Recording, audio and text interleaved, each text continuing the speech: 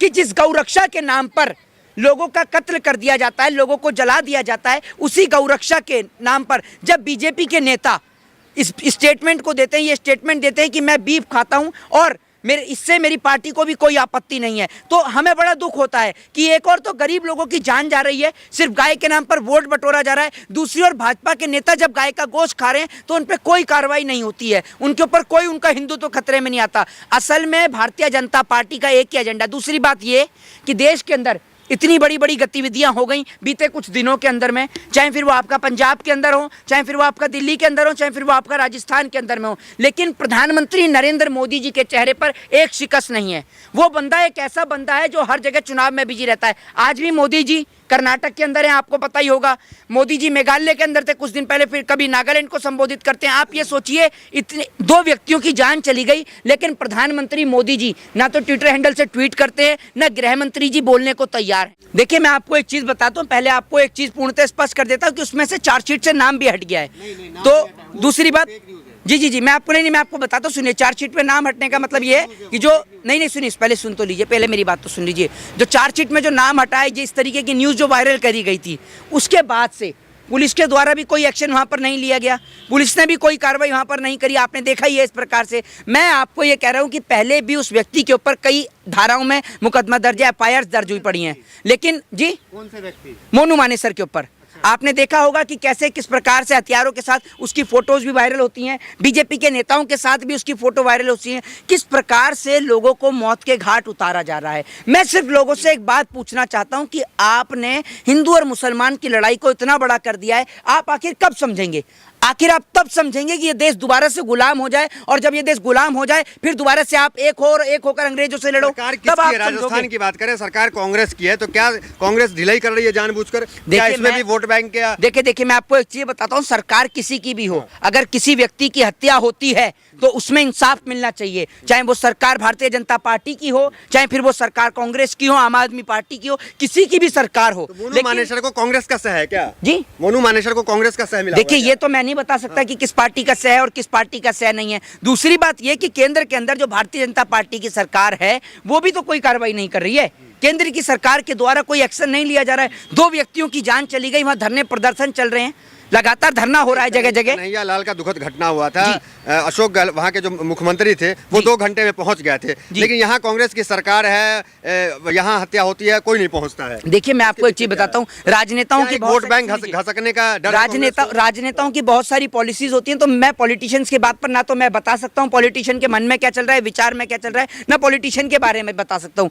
लेकिन मैं तो ये कहता हूँ कि इन 2 व्यक्तियों को इंसाफ मिलना चाहिए, चाहे सरकार किसी की भी हो, लेकिन अगर किसी व्यक्ति के साथ में इस प्रकार की घटना होती है तो उनको इंसाफ मिलना चाहिए और पूर्णतः इंसाफ मिलना चाहिए। धर्म की रक्षा कर रहे हैं जी? आपको लगता है कि मोनू मानेसर धर्म की रक्षा? अरे एक बात आप मुझे बताइए, अगर धर्म की रक्षा कर रहे हैं, एक मिनट, जब बलात्कारी बहन बेटियों की इज्जत और आबरू लूटते हैं, क्या गाय से ऊपर, एक बात आप मुझे बताइए, बेटी से ऊपर गाय है क्या?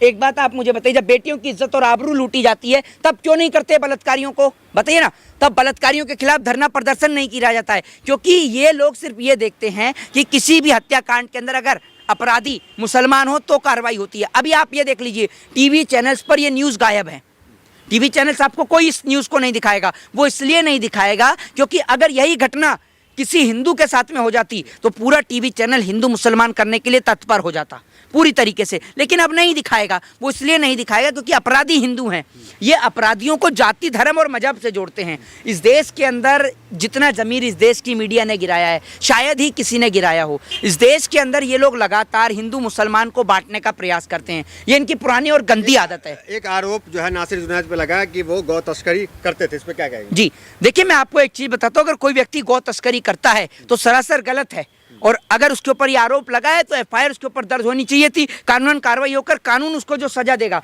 कानून उसको चाहे उम्र कैद दे चाहे उसको फांसी दे, वो सजा जायज़ है।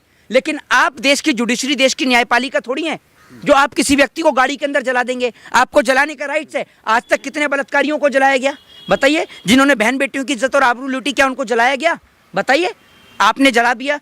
इससे पहले एक बात और, बीजेपी के नेता ने जो बयान दिया कि मैं गाय का बीफ खाता हूँ है और मेरी पार्टी को भी इससे कोई आपत्ति नहीं है, उसके ऊपर क्या कार्रवाई हुई? उसको तो एक चांद नहीं, जलाने वालों को क्या मानते हैं? वो लोग अपराधी हैं, गौरक्षक नहीं मानेंगे? क्यों भाई, किस लिए गौरक्षक? जब एक व्यक्ति और आपके अंदर अगर इतना दम है, इन लोगों के मुंह से हलक ना इनका सूख जाता है, ऐसा सूख जाता है, इनका जमीर इतना गिरा हुआ है, इतने निचले स्तर के लोग हैं। बीजेपी के जो नेता ने बयान दिया ना, उस पर एक नहीं बोला कि गौ रक्षा के नाम पर, क्योंकि बीजेपी का नेता है भैया। अगर बीजेपी के नेता के खिलाफ जाएंगे तो मोदी जी उठवा के इन सबको बंद कर देंगे, इनकी गौ रक्षा ना इकट्ठी कर देंगे। इनके दिमाग में वही गोबर भरा हुआ है और इनके दिमाग में और कुछ नहीं भरा हुआ। बजरंग दल के लोग जो है निचले स्तर के लोग हैं।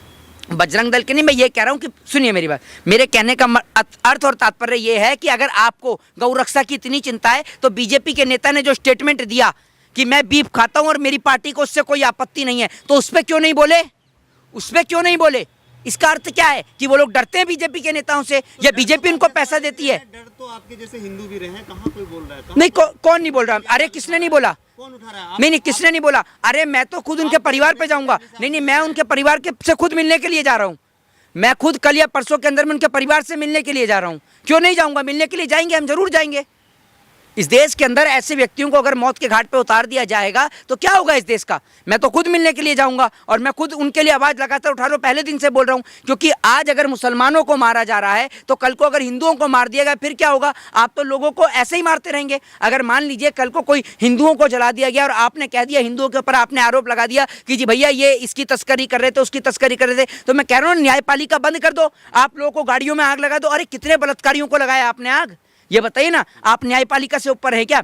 न्यायपालिका सर्वोपरि, और न्यायपालिका को ऐसे व्यक्तियों के खिलाफ जल्द से जल्द एक्शन लेना चाहिए और जो भी अपराधी और दोषी इसमें पाए जाएं उनको फांसी की सजा बीच चौराहे पे होनी चाहिए, ताकि इस देश में दोबारा से किसी व्यक्ति के साथ मॉब लिंचिंग जैसी घटना या किसी भी व्यक्ति को गाड़ी के अंदर ना जलाया जा सके। उनके समर्थन में हरियाणा में क्या कहेंगे फिर? ये लोग महामूर्ख लोग हैं। सुनिए, अरे कोई लोग नहीं है, ये नरसिंहानंद जैसे लोग हैं जो इस दुनिया में अभी जन्मे हैं साल 2014 के बाद में। ये लोग समय समय पर आकर ऐसी चीजों को बढ़ावा देते हैं। आप खुद एक समझदार हैं, एक पत्रकार हैं, और इतने तमाम लोग यहाँ पत्रकार खड़े हैं। आप सभी लोग जानते हैं कि साल 2024 का चुनाव सर पर है।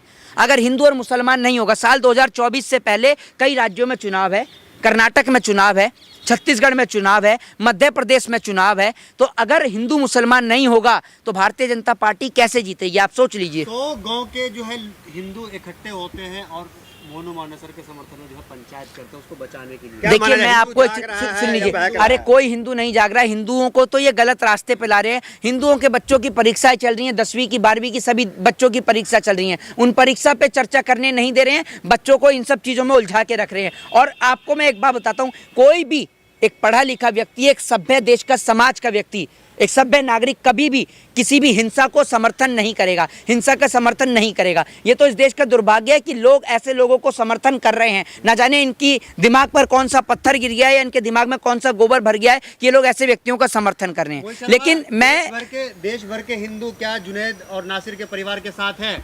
जी, पूरे देश भर के हिंदू नासिर और बिल्कुल। देखिए, मैं आपको क्या बोलता हूँ, आपने सोशल मीडिया नहीं देखा होगा, लेकिन सोशल मीडिया के हैंडल्स पर देखिए, इंस्टाग्राम पे लोग छोटी छोटी वीडियो बनाकर डाल रहे हैं और उसमें यही लिख रहे हैं कि आई सपोर्ट जुनैद और नासिर, और उसमें यह भी लिख रहे हैं कि अगर इनके ऊपर गौ तस्करी का आरोप था, तो लोग ये भी लिख रहे हैं कि अगर गौ तस्करी का आरोप इनके ऊपर था तो एफआईआर करके कानून के जरिए इनको सजा दी जानी चाहिए थी। लेकिन आप अगर किसी व्यक्ति को ऐसे गाड़ी के अंदर जलाते हैं तो ये सरासर गलत है।